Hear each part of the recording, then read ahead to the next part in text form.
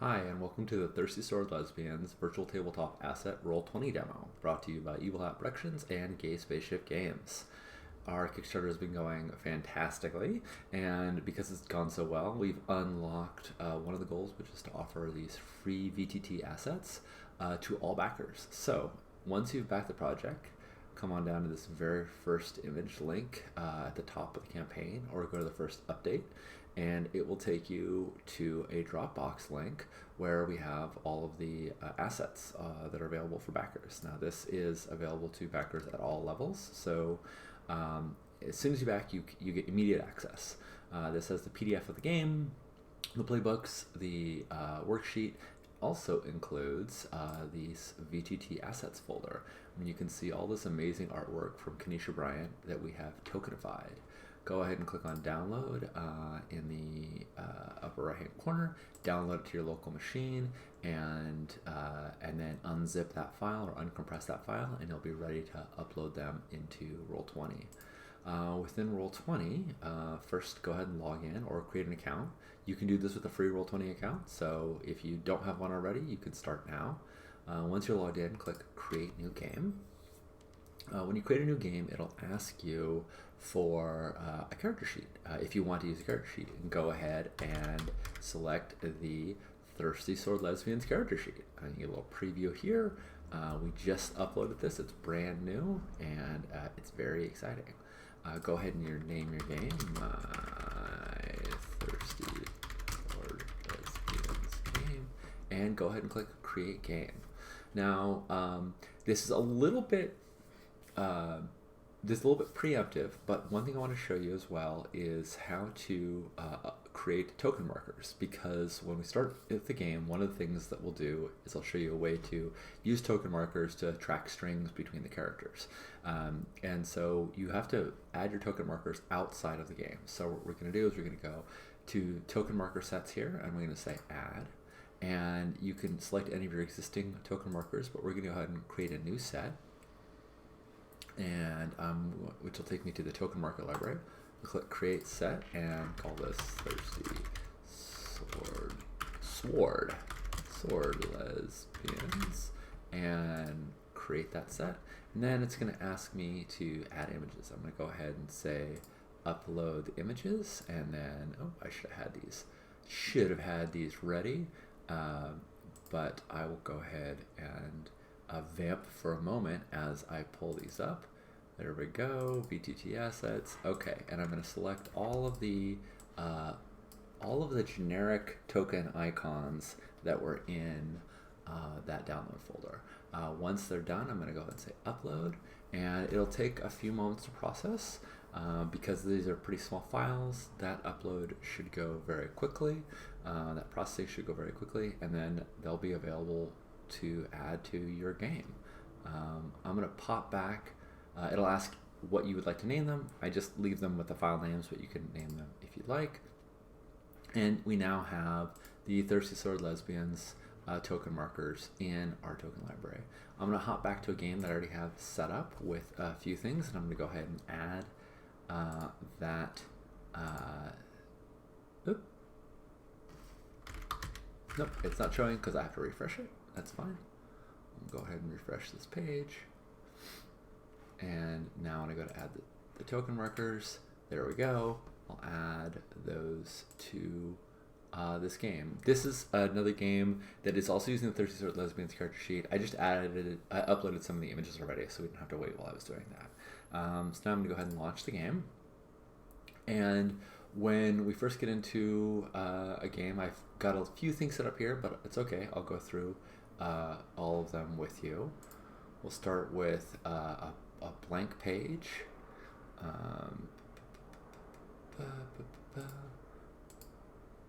Just like you would in a normal game. And we've got our token markers loaded, but now we also want to load all of our token images. So go over to Art Library, which is the second tab in the right corner, and go ahead and say Upload. And then go ahead and just grab all of the images, drag them over. You can do them all at once. And once they're uploaded, you'll get a little Upload Complete at the bottom of this image. You'll also sort of see them appear down here one at a time in the recent uploads section. So I just uploaded one now, but you'd want to upload all of them. And then my recommendation is to then also add a folder, create a folder called Thirsty Sword Lesbians. And once I'm gonna click on cancel because I already made one. Once you've created that folder, you can drag all the images up to it, and you can see I've got a folder with all of this amazing art. So once you've got a screen, I recommend making a couple changes to the default settings. I'm going to change this background to be purple. I'm going to drop the grid opacity. I'm not going to get rid of the grid because you'll see in a second it's useful, but I'm going to drop it way down. So the grid is just sort of barely there. I think it's just kind of showing up. And the reason for that is that we're going to use the grid to our advantage when tracking some strings. So I've got a nice little background palette set up. I'm going to go ahead and create a character. It looks like I've already got Stella here. Let's delete that and start over from scratch. Let's make our character. We'll remake Stella, our beast, and because I have the art library, I can go through my library and drag a picture over to the icon, the avatar, and I hit save changes. And there I have my character sheet for Stella created. Now when I go to the character sheet tab, I've got a blank playbook. And there's a lot here, and so we'll go through it one at a time. First thing you want to do is choose your playbook.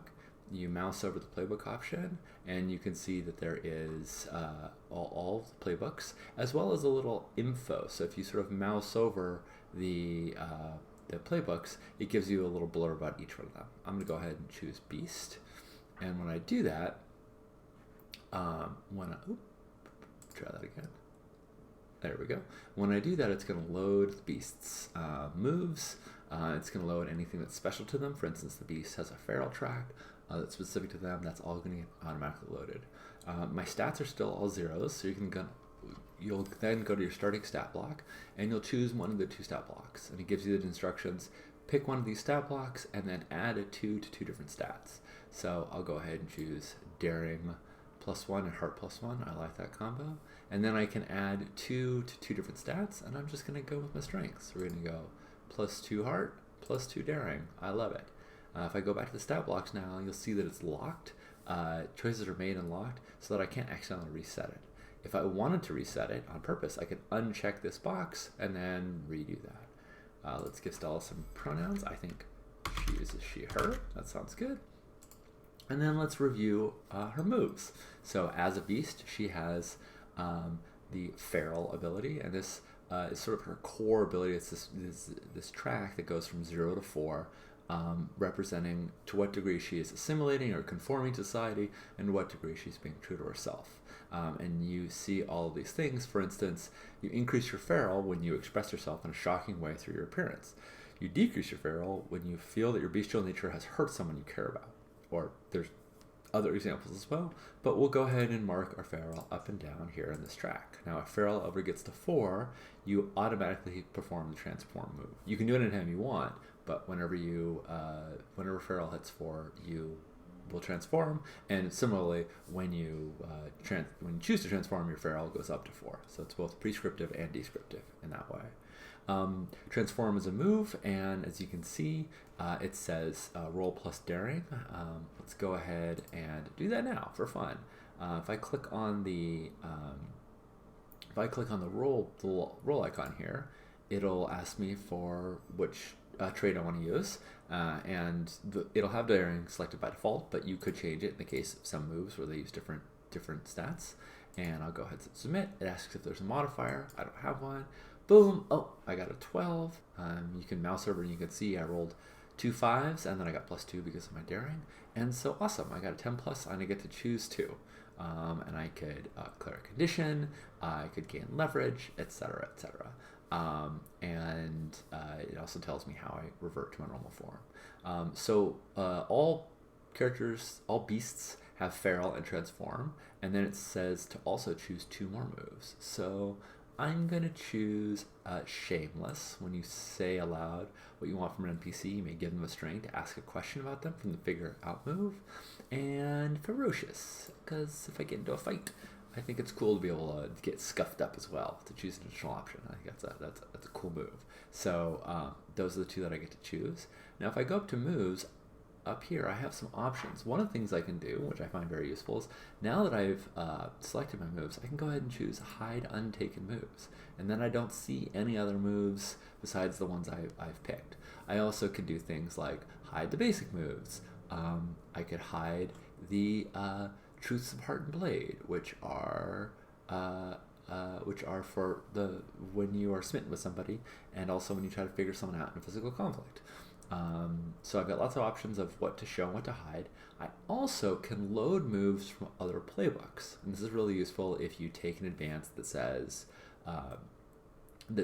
load the move from or take a move from another playbook. So I could load the Chosen or the Devoted or the Infamous, etc., and then I could select moves from them. And then I could also go ahead and hide the ones I hadn't picked, so I'm only seeing the ones I have. That makes it really easy to add any moves from any playbooks. At the very bottom of the moves, we have our advances. So once you get 5 XP in a campaign game or 3 XP in a one-shot, you choose an advance. And here's where we could do things like take another move or add something to a stat.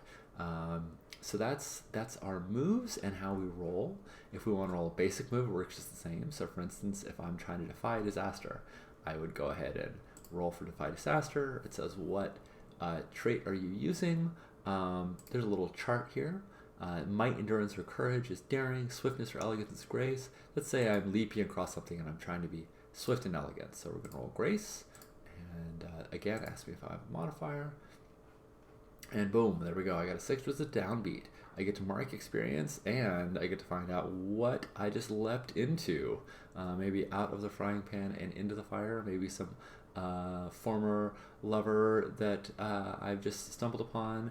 Who knows? But the game master is going to give me a downbeat, and we're going to roll with that and see what happens. It should be exciting. Throughout the course of the game, you can gain conditions, and you can also remove conditions. When you gain a condition, you can go ahead and check them. So let's say if my beast got angry, and now have -2 to figure out a person, which makes me very happy that I had the Shameless move, because I might be bad at figuring someone out, but I can just give them a string and tell them, say aloud what I think about them to ask a question. When a condition is checked, you have it, but it doesn't immediately apply to all your rolls. If you want to apply it, what you're going to do is check here under modifiers. And the reason for that is that you might have multiple modifiers. You might have a condition giving you -2, but you might have something giving you +1 forward, for instance, or +1 ongoing. So you could have special move that gave me +1 forward. So if you had both of those in play, my current tally would only be -1. But let's say I'm angry and I'm trying to figure someone out. So I go to figure out a person, and I go to roll, and it says, what do you want to roll? I'm going to say wit. By default, it's -1. It's not a great start.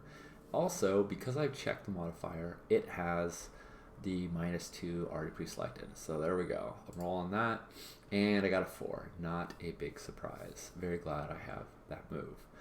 You'll notice here that it also says condition is active, modifier is marked. If I click on this to toggle it, now the modifier is unmarked, and therefore, let's say it doesn't apply for this for some reason or another, I can unmark it. I can toggle it again to mark it. So you can always add in your modifiers manually, but this is a good way to remember them when you get a condition, and so it affects those moves accordingly. The next thing underneath conditions is strings. As soon as you add a character, as soon as you type in a character, it'll automatically create a new line beneath them. So if I, for instance, if Luna was a character that I had a string with, you see there's another new line it creates beneath it, and I could start checking my strings here. It tells you ways you can spend them, but because I'm very keen on tracking things visually, I'm going to show you ways to track them visually on the board as well. And then finally, we have demeanor, your aesthetics, your demeanor, your clothes, and your blade. And I think Stella has a hungry demeanor.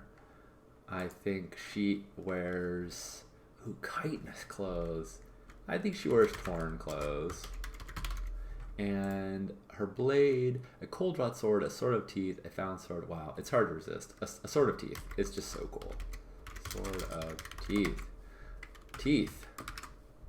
And then you can put any notes that you want down here as well. Now, a cool thing is that since I've gone through and I've picked Stella's stats, I've picked her playbook, I've picked her moves, I've picked her demeanor, if I click on this little introduce yourself button up at the top, it will drop all those things into chat. So if someone wants to know everything about Stella, we can see her stat blocks, the moves she has, and her aesthetics. Cool stuff. And you can do this for all of the characters. Now, once you've all made your characters and you've introduced each other, and you're going to start picking strings, I have a couple ways that I like to track strings. So the first one, and this is where the grid will sort of come into play. So we go into our art library and we grab our little string tracking tray. You can resize this yourself manually, but I also prefer if you go to advanced and you say set dimensions, this works best at 840 by 350. And then click that right into place, and that's good enough to fit about 4 of these on a board with a little room down at the bottom. So I could have another one for another character, and if I hide this bar, they all fit nicely. So the next thing I could do is I could take my character, my beast Stella, and I can resize her, and she's gonna fit right into that spot. There we go, fits nicely. And I can choose that she is played by Stella. Boom, there I have that character, and I can grab the other characters. Let's say we're playing with a Nature Witch, and a Devoted, and a Trickster. They're all going to appear here. Boop, boop, boop. And then I can track how many strings I have with them. I've got 2 strings with a Trickster, 3 with Devoted, and only 1 with the Nature Witch. Or maybe I don't have any with the Nature Witch. So that you don't accidentally move these things around, you can select these components, right click, choose layer, and go to map layer, and now it's invisible. I can't accidentally select it. I can do the same with my Stella icon, but you'll notice if I do that, her nameplate goes away. Not the end of the world, but just a Roll20 idiosyncrasy. But I know that's Stella, and I won't accidentally click her, whereas I can still move around these token icons. And I can do this for all the characters. So that's one way to choose strings. Here is an example of that sort of fully filled out. And you'll notice I also use the generic icons here to represent NPCs. So I've got these 4 different NPCs down here, and I'm representing them each with one of these tokens. That way the PCs can get strings on them. And also we can get strings on the PCs. So if I want to give Tentacula a string on the Seeker, boom, I can put a little Seeker icon down there. If I want to give her 2 strings on it, I could just put 2, and when she spends them, boom, delete it goes away. As you notice here, I don't have the NPCs labeled with nameplates, and that's mostly because sometimes when you have long names, they can sort of overfill. So like Tentacula kind of barely fits here, but if you had longer names, you might want to abbreviate them or leave them off. But this is a nice visual overlay for who has strings on everyone else.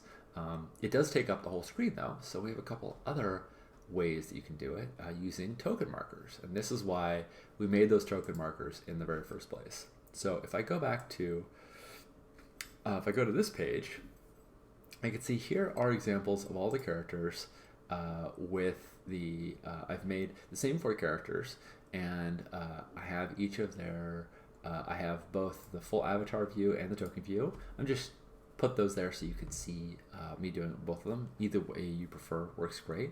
But you'll click on any given image, and you'll notice that they each have a little color scheme associated.